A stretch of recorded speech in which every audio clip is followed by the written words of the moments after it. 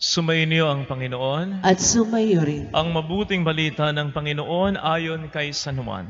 Papuri sa iyo, Panginoon.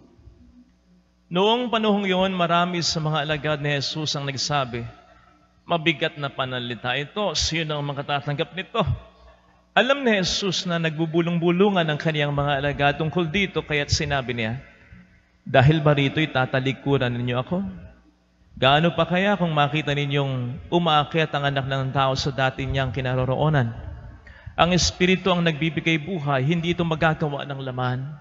Ang mga salitang sinasabi ko sa inyo ay Espiritu at buhay. Ngunit may ilan sa inyong hindi nananalig sa akin." Sapagkat talastas ni Jesus subuhat pa noong una kung sino-sino ang hindi nananalig sa Kanya at kung sinong magkakanulo sa Kanya. Idinugtong pa niya, "Iyan ang dahilan, kaya ko sinabi na walang makalalapit sa akin malibang loobin ito ng Ama." Mula nooy, marami na sa kaniyang mga alagad ang tumalikod at hindi na sumama sa Kanya. Kaya tinanong ni Jesus ang 12, "Ibig din ba ninyong umalis?" Sumagot si Simon Pedro, "Panginoon, kanino po kami pupunta? Nasa inyo ang mga salitang nagbibigay ng buhay na walang hanggan. Naniniwala kami at ngayon natitiyak namin kayo ang banal ng Diyos." Mga kapatid, ang mabuting balita ng Panginoon. Pinupuri ka namin, Panginoong Hesukristo. Magandang umaga pong muli sa inyong lahat. Magandang umaga rin. Narinig po natin sa ating binasang mabuting balita ang sinabi ni San Juan, mula nooy marami sa kaniyang mga alagad ang tumalikod at hindi na sumama sa Kanya. So ibig sabihin, marami talagang sumunod kay Kristo nung una. Yun nga lamang, hindi lahat ay nanatili hanggang sa huli. Kaunti lang. Kaya sila lang talaga ang nakaranas ng kaganapan ng pangako niya.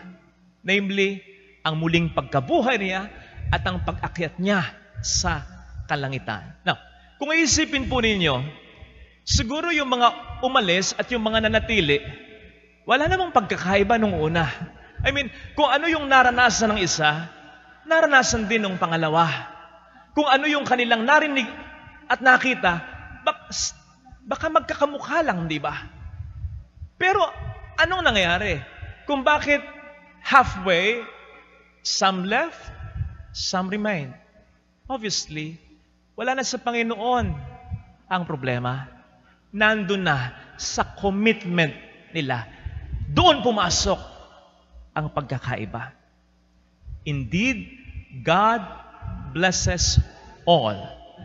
But I think yung fullness ng blessing ng Diyos is to be enjoyed more by those who are dedicated, committed, and faithful. Sa Bible, particularly sa 2 Kings 2, si Elijah ay mayroong isang assistant, si Elisha. Nagampanan naman po ni Elisha ang mission niya kay Elijah. Alam ni Elisha na si Elijah ay kukunin na ng Diyos in a whirlwind. But he decided to stay with him until the end. At one point, ang sabi ni Elijah kay Elisha, "Dito ka na lang. Pupunta ako sa Bethel. Pinapupunta ako ng Diyos doon." Ang sabi ni Elisha, "No, I will never leave you." So pareho silang pumunta sa Bethel. Nung sila nasa Bethel, ang sabi ni Elijah again kay Elisha, "Dito ka na lang. Pinapupunta ako ng Diyos sa Jericho." Again, ang sabi ni Elisha, "No, I will never leave you." Nung sila nasa Jericho, again, the third time, sinabi ni Elijah kay Elisha, "Dito ka na lang, huwag ka na sumama. Pinapupunta ako ng Diyos sa ilog Jordan." Again, the third time, sinabi ni Elisha kay Elijah, "No, I will never leave you." So pumunta sila sa ilog Jordan, and while they were walking, suddenly, chariot and horses of fire appeared before them, separated the two of them. And then Elijah was taken up to heaven in a whirlwind. Elisha saw this, at nang hindi na niya makita sa Elijah, kinuha na niya yung cloak o garment na naiwan ito. At sinasabi ng Bible, from that moment on, Elijah's spirit rested on Elisha. In fact, nakagawa na unti-unti ng maraming mga himala si Elisha, na sinasabing, mas marami pa nga siyang nagawang himala kaysa kay Elijah. He received the double portion of his anointing. Lesson. Laging may magandang nangyayari. Or should I say, mas maraming magandang nangyayari sa taong dedicated, committed, hanggang sa huli. Wala pa yata akong na-administer na renewal ng golden anniversary na hindi ko nakitang umiyak. Either yung mga anak nung ikinakasal na muli o yung mga ikinakasal talagang muli, yung nag-golden anniversary. Laging may umiiyak, especially kapag ini-stress ko yung punto ng okasyon na ito ng golden anniversary ay hindi lamang dahil sa biyaya ng Diyos, kundi dahil po, lolo at lola, sa faithfulness ninyong dalawa, ano man ang naranasan ninyong mga problema. Kasi kung isipin po ninyo, ano ba ang pagkakaiba ng biyayang ipinagkaloob ng Diyos sa kanila at sa mga mag-asawang kaunting taon lamang ay naghihiwalay na? Walang pagkakaiba yan. Wala. Saan nagkaiba? Sa problema? Oh, I don't think so. Isipin ba ninyo na yung problemang naranasan nung maagang naghiwalay ay hindi naranasan o mararanasan ng mga mag-asawang matagal nang nagsasama? Siguro po pwede, pero napaka-kaunti o napakaliit ang possibility. Ito na lang ang tanong. O sige, sino para sa inyo ang mas marami na maranasang problema? Yung nag-golden anniversary? O yung sandali lang ay nagkahiwalay na? Siguradong ang mas maraming naranasan o maranasan problema ay yung matagal nang nagsasama. Kaya't ang pagkakaiba talaga ay nasa commitment, nasa faithfulness nila. And that is why, gaya ng sinabi ko sa inyo, habang nagre-renew muli ng vows, yung ikinakasal ng golden anniversary, nakita mong umiiyak ang kanilang mga anak. O kahit sila mismo, na para bang, akala ko tapos na, may renewal pa pala. Joke. Seriously, yung iyak na iyan ay iyak ng kagalakan, realizing that may golden anniversary kami. Not just because of God's grace, kundi dahil sa faithfulness nilang dalawa. Kaya dahil doon, mas marami silang problemang nalampasan at marami ring blessings na naranasan. Mga kapatid, sa mundong ito at sa panahon ngayon, na nausong ekspresyon na walang forever. Sa mundong ito na para bang ang pangako ay salita lamang na hindi pinaninindigan. Sa mundong ito na napakaraming kaibilis na nangihinawa sa pag-aaral, lumilipat ng partido, lumilipat ng kaibigan, ng barkada, lumilipat ng boyfriend, ng girlfriend, lumilipat ng pamilya. Sa mundong ito, kung saan, kung minsan kung sino pang nagsasabi sa iyo, hindi kita iiwan, ang siya pang unang lumilisan. Sinasabi sa atin ng Panginoon na tayo maging tapat at mapanagutan upang ang kanyang mga blessings ay mas mabilis at mas buo nating maranasan. You see, we live in this world kung saan ang biyaya ng Diyos ay hindi naman karakaraka na ating naranasan eh. May mga biyaya na yes, immediately ating nararanasan. Pero sometimes, even most of the times, may biyaya ang Panginoon na naantala. Hindi dahil inaantala niya, kundi dahil naantala ng sitwasyon na ating kinalalagyan. O halimbawa po yung ayuda. O di ba? Yung ayuda na cash ng gobyerno. Di ba maraming nagtaka kung bakit naaprubahan na ng gobyerno, hindi pa rin nakukuha ng mga tao. Kasi nga, ang daming dinadaanan ng mga proseso at tao. So, ganun din. O kung minsan nga yung ayuda, pagdating sa'yo, bawas na. So ganun din sa mga biyayang ipinahatid sa atin ng ating Panginoon. Gustuhin man niya na mabilisan natin itong maranasan, wala siyang magagawa kasi marami itong pinagdaraanan. But here's the key, and this is the big difference. Kung ang biyaya ng Diyos ay talagang para sa iyo, darating ito, maantala man, ito'y darating pa rin sa iyo ng hindi bawas, kundi buong buo. Basta hintayin mo, basta pagtiyagaan mo.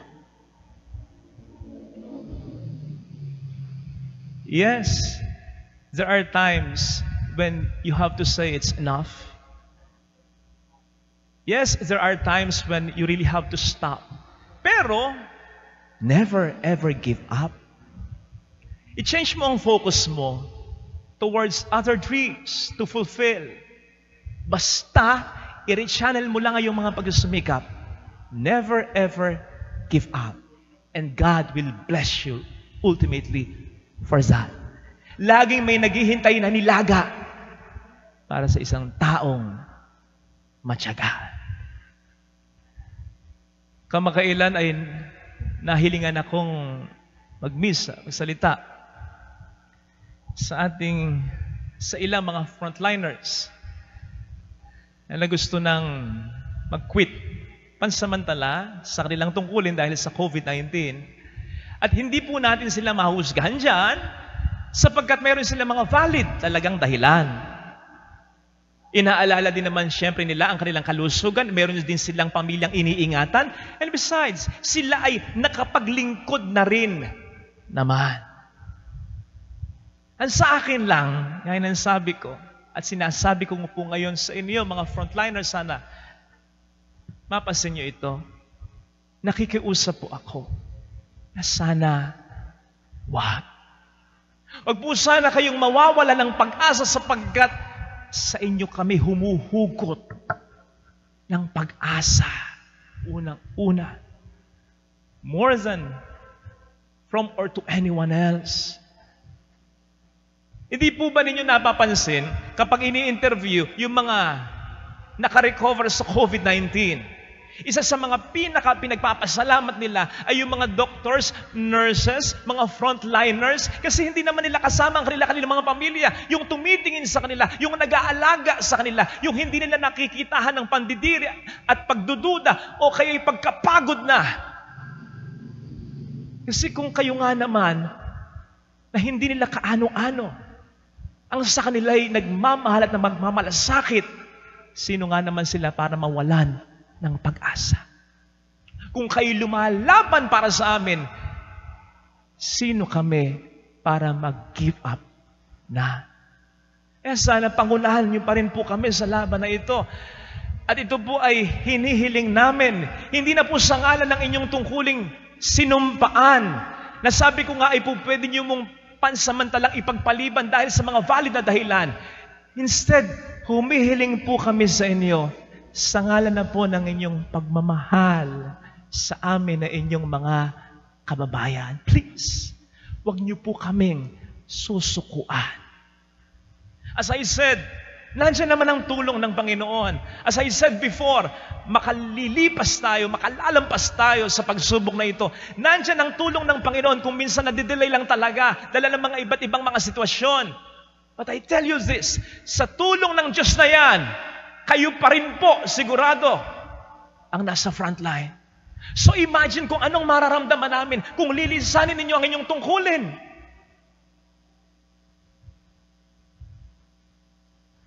Mahalaga ang buhay. Mahalaga ang bawat buhay. Pero sinasabi ko po sa inyo mga frontliners namin, kapag ang nauulat ay doktor, nurse, or frontliner ang nagkakasakit at namamatay, mahalaga ang buhay. Pero kapag kayo ang naiulat na nagkakasakit at namamatay, mas iba ang dating sa amin. Mas natatakot kami, mas naaawa kami, mas nagdarasal kami. Ganon kayo ngayon kaimportante. At kung papaanong kailanman hindi namin makakalimutan ang effort ng isang kaibigan, ng isang mahal sa buhay, o nung kung sino man na hindi kami iniwan sa oras ng aming matinding pangangailangan hanggang sa katapusan. Sinisigurado ko po sa inyo, magiging ganito rin po kami sa inyo pagkatapos ng lahat ng ito. Hindi namin kalilimutan ang efforts ninyo. Kahapon habang pinagninilayan ko po ito, bigla akong naisip lang pansinin po ninyo, sa Ebanghelyo, Marcos, Mateo, Lucas, and Juan, halos walang nabanggit tungkol kay Judas Iscariote na nagkanulok kay Kristo kumpara sa ibang mga disipulo. May nabanggit man, kakaunti lang, halos puro pa negatibo kumpara sa ibang mga disipulo. O sige nga, pare-pareho lang namang mga disipulo yan. Pare-parehong nagsimula kay Kristo yan. Huli na lamang sila nagkahiwa-hiwalay.